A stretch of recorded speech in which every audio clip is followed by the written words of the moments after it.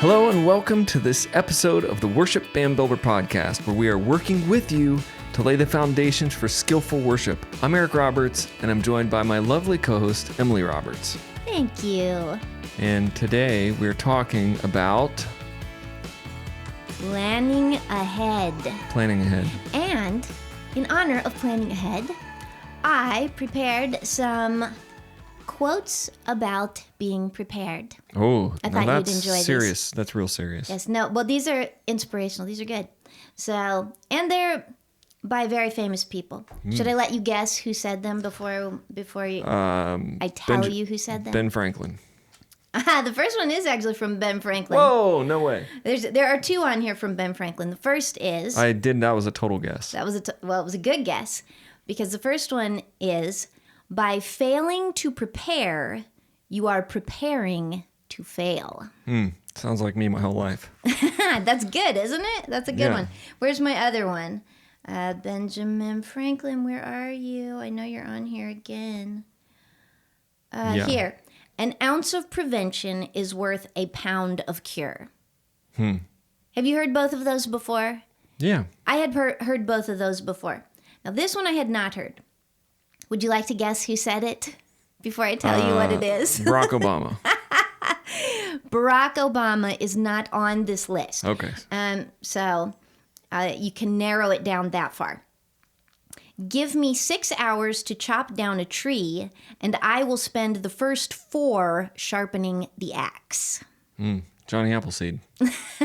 He planted trees. He did not chop them down, as far as I know. Well, it sounds like something he would have said. But it was Abraham Lincoln. Oh, Abraham Lincoln. Actually. Oh, okay. Abraham He's a smart Lincoln. guy. Now, this guy, I can't pronounce his name. It's Idowu. Yeah, I don't know. It's not English. But he said, opportunity does not waste time with those who are not prepared. That's true. That's true. You get more opportunity when you're prepared. Now, this one, I think this will resonate with you. He who is best prepared can best serve his moment of inspiration. How many quotes did you write a quote book over here? No, Let me see this. I got 3 more. 3 more quotes. We don't have to do all 3. Yeah, let's save some for the end. Save some for the end. Yeah, Okay. let's save All the right. last 3 for the end. She's like a quote boat over here, man. Well, there were so many good We ones. I got didn't know a where to ticket stop. to the quote boat. And we're going on it with Emily Roberts as our captain. Today's quote boat. Yeah, I don't know any captain things except, I don't know, swab the deck. Swab the deck. I don't have any funny captain-like That's good. things to say to We'll you pause right the now. episode. You go get some Funny quotes captain quotes. on captain quotes. Well, really, we're talking about the stress of the number one stressor for any worship leader and team is not planning. It's got to be not being prepared and not planning ahead. Right, okay, that was kind of a funny way to say that. Yeah. But by planning, we can avoid many of the stressors that come with leading worship. Yeah, because I wrote here, not planning ahead is the number one stressor for any worship leader. Yeah, not planning ahead. I think I said it in a backwards way, but things are going to go wrong, and the more things you prepare for, the less stress you're going to have. Yes. That's a quote from the all-wise Eric Roberts. There you go. Write that down, everybody. Things are going to go wrong. So whenever you think, what should I do? Just keep planning ahead, keep planning ahead. I've got, I don't know how many I have here, 5 or 6 different things that you can do, 5 things you can do. We'll go through them. But really, as a worship leader, in my experience with anything, and I've done both. I've shown up all frazzled, trying to print my songs right before church, trying to get everybody ready. And, I actually have dreams, like nightmares about like going to church and like walking on stage, and then all the sheet music is like not printed yet, and the congregation's standing there. I mean, that's why I'm glad now I'm just sort of I'm a podcaster and not a worship leader full time. I have bad dreams about public restrooms, but that's a whole other Oh my conversation. goodness, yeah. I think some of those are in reality, especially you travel, go to the gas station bathroom. That wasn't a dream, that was real. Yay. But yeah, I would dream about, walking out on stage, and because as a worship leader, all these systems have to be in place, the lights, the all the cameras, all the, the musicians, or they all have to, and you're kind of in the middle of that. You're in charge of all of that. You're trying to work that all out. And then you go out on stage and then none of the musicians have their notes. And then you wake up and you're just like sweating and realize, but wake up with your heart racing. Yeah. So let's talk about it. Number one, so don't live in fear. Just plan ahead. Number one, pick your songs months in advance. Months? Really? Can we do it months in advance? I That would. sounds extreme. No, I would definitely. I would plan about 3 months out song lists, and some Well, of it's them not are like you don't know what's coming. right, and I mean, some of them are Christmas draft. Day's the same day every year, and Easter's around the same time, and so it's not like you can't plan for it. We have the whole year of dates right there on the calendar, so you really can. That sounds maybe like overkill, but why not do a few months at a time while you're sitting there? To me, it helps to do a bunch at the same time because you don't have to search the recesses of your mind for when did I last do that song? Or how many times this month have I done this song? Are people getting sick of this? Have I done it too much? Have I not done it enough? Are they familiar with it? You can put a system in place to get people comfortable and familiar with your songs without overdoing it, beating it into the ground. If you lay it out on paper and you can see, yes, I'm going to do this song 3 out of the 4 weeks this month and let people learn it, for example. Yeah, so I'd say 3 months, 2 to 3 months. And I have draft outlines, so it's not like 3 months, that 12th week, you're set in stone, but you're pretty much planned. I mean, if you get to that week and the pastor says, hey, we're going to be doing something a little different, sure, you can put a song out or put a song in, but you are drafting out literally a whole quarter of music. It could sound unspiritual, but like exactly what you said, you can see it all. You can say, yeah, we're going to do Trading My Sorrows. I know it's an old song, but we're going to do that as an opener about every other week. So you just put it on there and it just becomes more of a puzzle instead of a spiritual journey every week of starting over. What am I going to do this week? What is God saying to me this week? What am I going to do? You're actually just saying, overall, what's God saying to me this quarter? What songs are we rotating? And there's room if you feel led to do something else that you could throw in a different song than what you had planned here or there. Yeah. But you have a plan. Yeah, and if things get busy, kids' schedules get crazy, you get sick, easy. You just say, well, we already have the songs, let's do this. It frees up for you to do other things.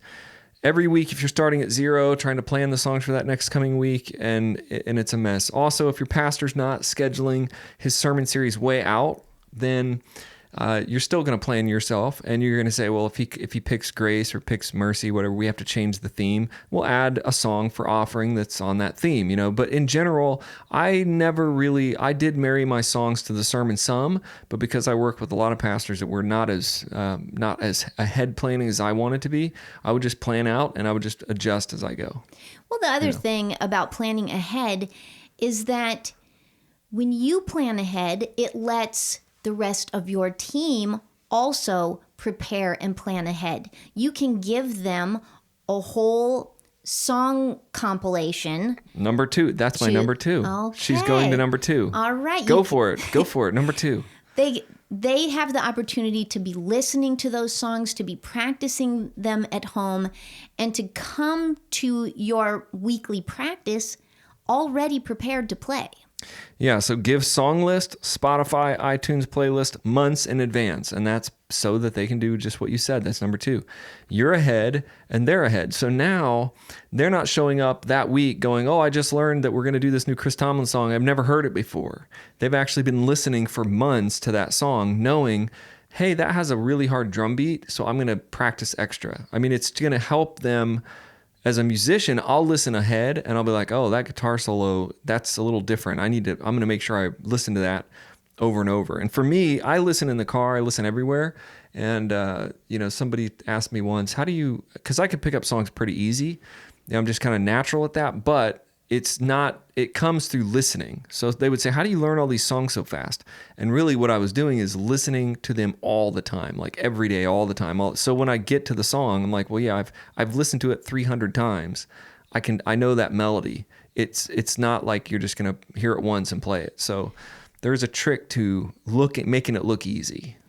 Well, and I feel like when you give them the opportunity to prepare in advance, you're not just lowering your own stress, you're lowering theirs. That makes practice more enjoyable. That makes playing on Sunday morning a more joyful experience because everybody's confident about what they're doing. They're not crossing their fingers and saying a quick prayer to hope that they can get through the song. They're ready. They're more comfortable. And that brings us to number 3. And I actually have 2 number 3s, so I have to edit that in the text. Give the production notes, expectations, pick the keys, all of that in advance.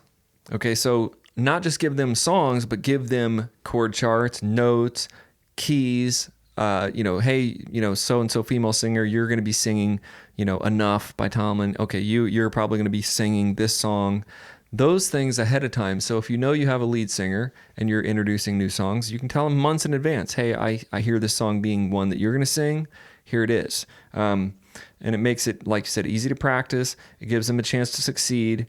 And every band member's at a different level, so nobody's going to complain about over preparation. That's the one thing. Nobody's going to be like, man, my worship leader gave me, 4 months of new songs that I get to listen to. Nobody's going to complain about this. Well, what we don't want is to show up to practice and start figuring it out then. We don't want to hand out sheet music and then figure out we're really going to play this in a different key so everyone's madly scratching out chords. Right. We're standing at the piano trying to figure out the vocalist's range and where he or she is going to sing it. Those things can all be taken care of ahead of time. Yeah, if Susie's going to sing Enough, then she can tell you weeks in advance, hey, I really think this song's too high, and you can say, well, let's do it in this key or that key. That's a thing that usually throws stress into a rehearsal that I've noticed if you don't know the keys of the songs. And we just did a National Number System podcast and a webinar talking about how you can ease that stress, but still, if you don't know the key you're going to play it in, then it's hard for the guitar players to learn the lead lines and everybody else to sort of feel comfortable. So do that. Plan ahead with keys too. Number 4. This is a little shift on just instead of planning ahead. This is a little shift. Start rotating teams. Now, lots of churches don't have teams, so we got to make teams before we can rotate teams. Yeah, they don't have teams yet, but if they, like in the Foundations webinar I've been doing, talking about my experience of like a church that I took over once, had a whole bunch of musicians on the stage, just all together Everybody in one big up band. there at once. Like 5 guitar players, a drummer, 2 percussionists, 6 singers. You can really create teams that are realistic bands, drums, bass guitar, 1 vocalist, 1 keyboard player. And now you have 2 bands instead of 1, and you can start rotating. So I rotate whole teams. There's 2 different ways to rotate teams, and this has to do with planning ahead. But this could be its own podcast on its own, and we'll get to that. But I rotated colors, so I had a red team, a blue team, a black team. So you're not calling them like team 1, team 2, team 3. So they're not like I'm on A team. I'm only on like the 3rd string. So we used colors at one church we rotated, which worked good. And then you can also rotate full teams together, so the whole band rotates. And I like that model because those players can build relationships. Yeah, I like that model too. And they get comfortable playing together. Yeah, I skill batch, and that's something we talked about in our Propel, and we'll get to that too. We've got a lot of stuff to get to this year. But you can batch them into skills and say, okay, you're about a medium skill, you're going to be on blue team, and then they can grow together. It's a good center. It creates synergy. And you can also just rotate musicians within a large team. So this is what most churches do that I've seen. They have one main worship band, and then they just say, this drummer plays this week, this drummer plays next week. And so, but even if you're in that model, try to pick it like Eric's going to play electric every first and third, Sunday. So I know ahead of time there's some consistency even in my rotation. Or Zach's going to play drums the first and second Sunday, and then the other drummer's going to play the other Sunday. That's a courtesy to your players. That helps them to plan. Also, if you're planning 3 months in advance with songs, and you know that your A-list drummer is always the first and third Sunday, you can pick songs that are like, okay, I know I'm going to have this drummer, so I'm going to pick this song because he's really good at it. I like skill batching and rotating full teams because then you can pick songs based on teams. So if you got your A team up there, your red team, or whatever your number, you're going to know this is my core team, the better team usually. Now, some churches might have 3 really good teams. Other churches might have 3 teams and they're at different levels. But anyway, you're going to know what team's coming so you can pick the right songs. So when you're looking at a 3-month plan, you can say, okay, well, I know that the first Sunday it's always Steve on drums and he nails these hard, fast songs. So we're going to do that. So you see how that could work for you. Now, some of you are saying to yourselves right now, I really work better under pressure. I like waiting until the last minute and throwing everything together. And if you're saying that right now, I just want to encourage you to try preparing ahead of time and just see how it feels. Give it a chance because there are just so many benefits to doing it this way. I am that person. I work under pressure. I work better under pressure. I really hate planning. I'm a willy-nilly guy. I like to just do whatever. And you know that because you're a very big planner. And I'm always like, let's just go somewhere this weekend. But in terms of leading worship, I learned that if I do it that way, then I end up just having nightmares, waking up in the middle of the night or getting to church and just feeling really stressed out. So work under pressure with other things. If you want to learn the song last minute yourself, that's fine. Maybe that will fuel your work under pressure. If you want to throw in a song at the end of the service last minute, acoustically with you, we would do that a lot. We'd throw in a song, the pastor, there will be enough pressure. Trust me. My pastor would come to me last minute. We didn't throw the songs in. He would just make things up and say, hey, Eric, do you know this one? It's called, and he would just pull something out of nowhere. Sunday, it'd be like Saturday night. He'd be texting me, do you know the hymn, this blah, blah. And I'm like, I've never heard that hymn in my life. He's like, can you put that right in the offering? And I'd be like, oh man, I'd say, yes, I'll get that done. There's enough pressure coming, trust me. So number 4, let's plan ahead for technical difficulty and put a team in place. So this is what I see happening to people, basically getting just... I have a quote that goes with that. Oh, she has a quote. Let's get on the quote boat. The 3 quotes, one of them was, this is from Chris Bradford, and he said, hope for the best, prepare for the worst. The worst. Now, I don't think we really need to prepare for, what if there's an earthquake on Sunday? I don't think we're going that far, but what if the sound guy doesn't show up? What if the guitar player shows up and he's got a bad chord? Or if you don't have extra cables on hand, which is my first point, then if your guitar player shows up and his 1/4-inch cable goes scratchy, which always happens, then it's like a ginormous ordeal. You're scrambling around looking under everything in the church trying to find one cable. And I've been there.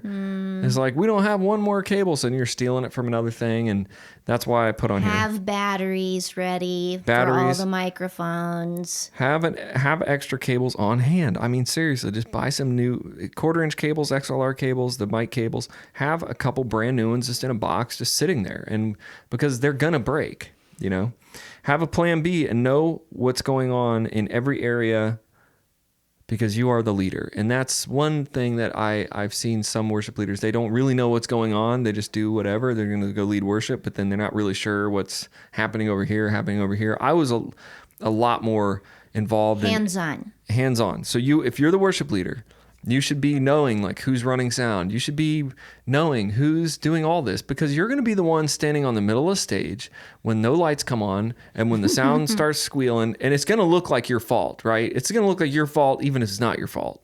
Well, I don't know about that. I'm pretty sure. As a congregation member, I'm not thinking, boy, the worship leader really blew it. Good thing. But the flip side of that is if the sound person is sick and they don't show up, it would be really helpful if you knew how to turn that board on. Yeah. You know? Yeah, just everything. So just a few, you don't have to be as good as your best sound guy, but you should at least know what's going on back there a little bit. Yeah, I think just be really proactive. You're the leader. If you're the worship leader, worship director, look, every board I've ever been under, every pastor I've ever worked with, they expect you to know everything. And when something goes wrong, they come straight up to you and say, what about this? And if you say, well, I don't know, Andy was supposed to be here and do that, I don't know about that, then you just look like a doofus, basically. Unprepared. So take the extra time, learn how to turn the lights on, learn how to turn the soundboard on, learn how to have everybody's phone in your phone, have everybody's number in your phone.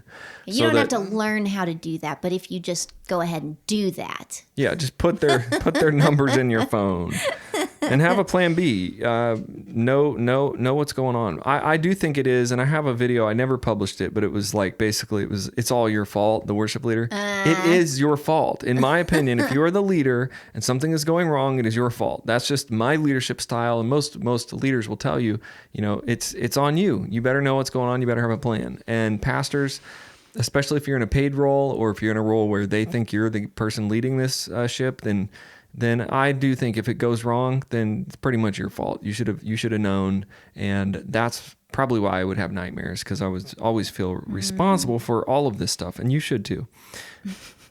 But no pressure. Yeah, and then the last one for today, on being prepared, and we probably have a quote from the captain of the quote boat. Well, let me see here. What have I got? Champions do not become champions when they win the event, but in the hours, weeks, months, and years they spend preparing for it.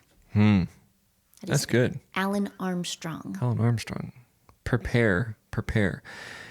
And my last point on my sheet is be the first one there and have everything ready. Don't be goofing around. Don't be showing up late.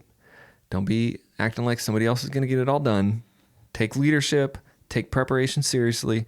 Be the first one at church. Be the first one at practice. And pretty much be the last one to leave, and have everything ready and in hand. You have to be doing that. If you're not doing that, you're probably going to be living with stress. You're probably going to be living with fear. You're probably going to be living under this idea that what could go wrong next. And worship leading is not going to be as fun and rewarding as it could be. Leading a team should be fun. Yeah, you don't want to be speeding to church Sunday morning with a baggie full of Rolaids in your pocket. Yeah. That is the final quote from Emily today. So, hey, guys, listen, you can get all of these podcasts and every episode at worshipbandbuilder.com/podcast. You can also get show notes and everything, and I'm getting better and better at show notes. A lot of them now have links and Amazon links for the gear that we're talking about. Links. Sometimes I even draw little pictures or have YouTube videos. And if we do webinars on this same topic, then they'll be embedded in those pages at worshipbandbuilder.com/podcast. And I want you to go over there, take a look, and make sure you subscribe to the podcast and keep listening. But more than anything, plan ahead.